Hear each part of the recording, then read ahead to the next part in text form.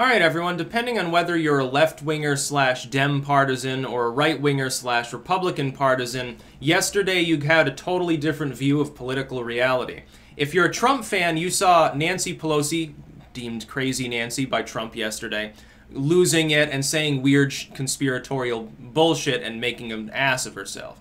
If you're a Democrat or a liberal or something, you don't like Trump, you probably saw Trump as being totally unhinged. Nancy Pelosi's talking about him needing an intervention and stuff like that. And then Trump saying crazy shit some more, defending himself by calling himself an extremely stable genius. Now, Trump loves to use hyperbolic language, especially when he's on the defense, so I'm not really surprised because he had used the term stable genius before. Now it's extremely stable genius. That's definitely one up from where he was before. Now, as someone who tacitly, supports Trump, I will admit though that sort of sparring with Pelosi, it drags both sides down a little bit and really isn't helpful. But I will say one thing: this is definitely the good part.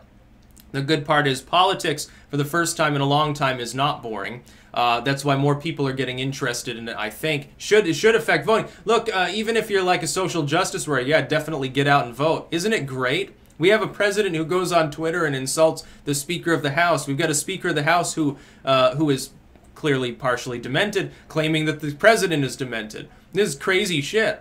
I love it. I think it's great. I can't wait for the 2020 election. And the thing is, with the age of these people that are in Congress and in the executive branch, admittedly, yeah, some of these people probably do have to take anti-dementia meds. Like John McCain towards the end, he was getting kind of fucked up. Biden slurs his speech. Pelosi does have some odd tics or something that she has to deal with. Although she's had those for a long time, and I would assume by now she'd be bedridden and unable to even utter her own name if she actually was demented. I think it's just sort of her weird characteristics. And if you look at Pelosi, here's Pelosi's problem. It's not like Trump. She is so power hungry and egotistical that she's sort of like Clinton on steroids. She just rubs people the wrong way. The way that she leads poor Chuck Schumer around like a lapdog, directing where he will walk, basically waving him off when he tries to speak and stuff. That poor dude is the most cucked politician. Here he is. He's the Senate Minority Leader. He's a powerful dude, but he doesn't act that way. When he speaks, it's like he keeps glancing over at Pelosi to make sure that she's okay with what he's saying and weird shit like that.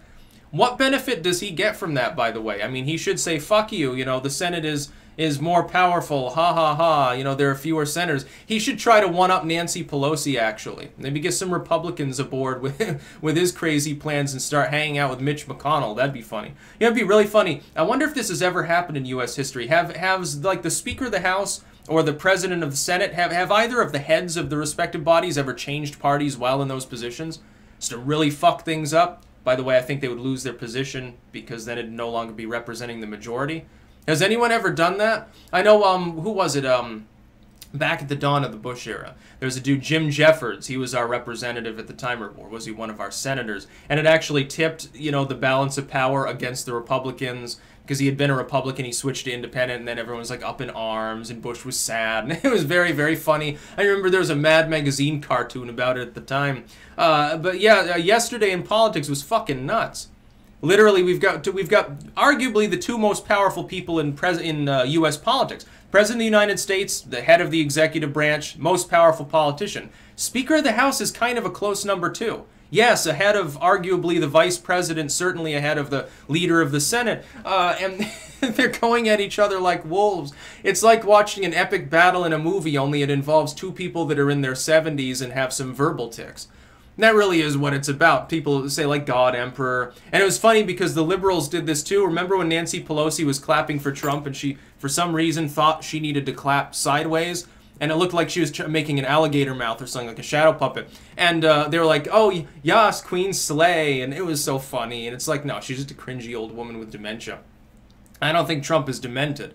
I don't think she's significantly demented, although there's some warning signs. But they have some weird verbalizations that go on. I'm hoping that they'll get into a Twitter feud. I'm hoping that the U.S. Speaker's handle there will actually, that they'll end up in an argument and air it for the world to see. And weird shit happens in politics on Twitter. You remember the time that Ted Cruz's official account, and I'm not shitting you can look it up, Ted Cruz's official account liked a porn page, and it was cuck porn.